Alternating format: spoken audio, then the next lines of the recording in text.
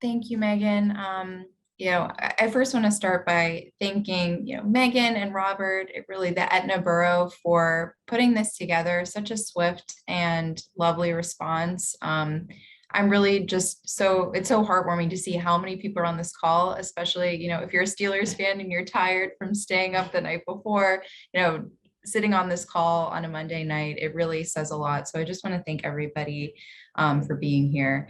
So I'll go ahead and introduce myself. My name is Cherner. I'm Director of Community Relations at the Jewish Federation of Greater Pittsburgh. And I was asked to talk about modern anti-Semitism because with the Community Relations Council, part of that is addressing anti-Semitism in the community, whether that is an individual case of anti-Semitism where we can consult, or it could go all the way up to trying to pass legislation that protects the Jewish community against anti-Semitism. And so working with Etna and other communities that have experienced it is part of our role. And, I couldn't applaud Etna enough for being so swift and thoughtful in the response. So I want to echo how much I appreciate that. Sean talked a lot about symbols and ideology, and I'm going to be reiterating some of that. We're extremely lucky to have Sean, and I just want to let everyone know that if you see or experience something that you believe to be anti-Semitism, please contact Sean, contact law enforcement. She's an incredible resource to help guide communities through this. And she's been so wonderful to help the Federation and the Jewish community. She alluded to this, but some of the rhetoric that has been taking place around the swastika that particularly happened in Etna is that, it wasn't supposed to be nefarious. It was really anti-government, or, it was protesting something else. It wasn't against, the Jewish community.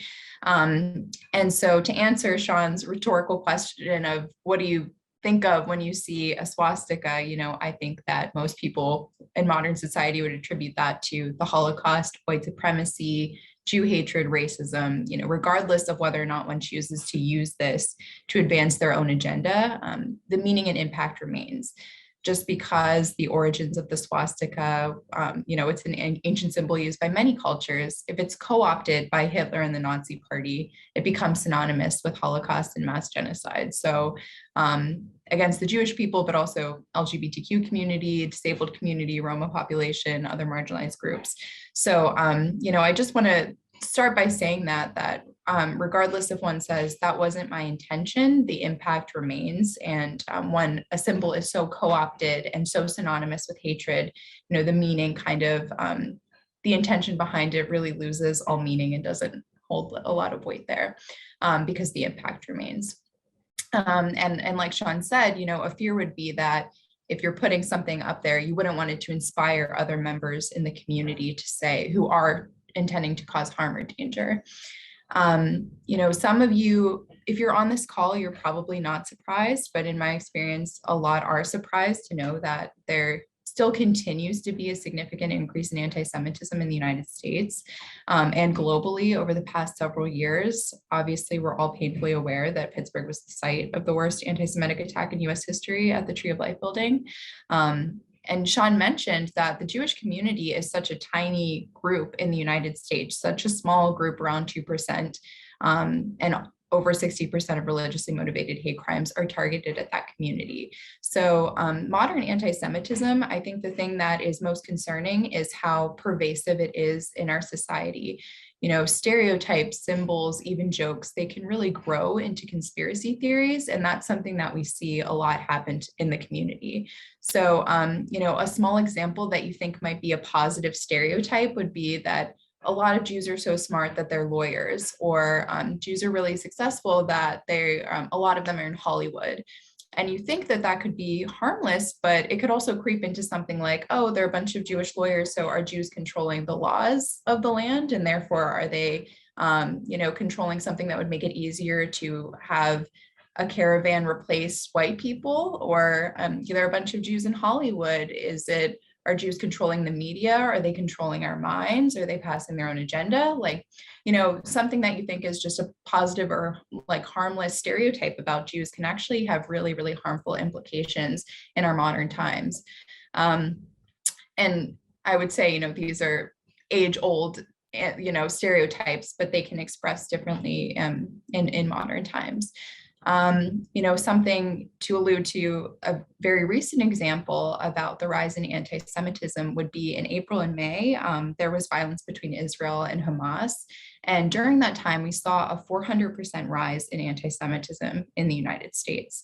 And so with that, you see that a conflict in the Middle East has implications for Jews everywhere. Jews were being violently targeted on the street for looking like Zionists or Zios. And so, that's not, that's racism, that's anti-Semitism. And a lot of people were surprised to hear that that was happening in the United States or other places around the world because there was a conflict in Israel. We also saw an obvious rise in conspiracy theories around the pandemic and COVID, that Jews were responsible for COVID, or they were using vaccines to achieve world domination. Even Zoom was used as a way to target Jewish groups, such as to infiltrate meetings and to create chaos. So it's unfortunately adapting and a pervasive part of our society. So I think what it comes down to, a lot of it as well, is that this concept of being surprised when something like this happens, like how could this happen in modern times against the Jewish community? And I think a lot of that has to do with, there's so many well-meaning, lovely people that can't conceive of why there'd be anti-Semitism, but also that Jews in the US have achieved relative success and exposure. I think Jews are considered white and privileged, which not only does that erase Jews of color, but it also ignores the context of racism and the ideas of racial inferiority against the Jewish community and the diversity of the Jewish community when it comes to economic status. So, when you're thinking about that, and this goes back to the stereotypes of, oh, Jews are successful, they're lawyers, they're accountants, they're white, it's hard to imagine that they could be targeted for anti-Semitism, but it is a very real problem. One that we see a lot, a modern example recently, or any kind of hyperbolic comparison to the Holocaust. People wearing gold stars to protest vaccination, or saying that a vaccine card is sort of, an identity card related to the Holocaust. I saw a woman recently who shaved her head to say that she was in a concentration camp because she didn't get a vaccine.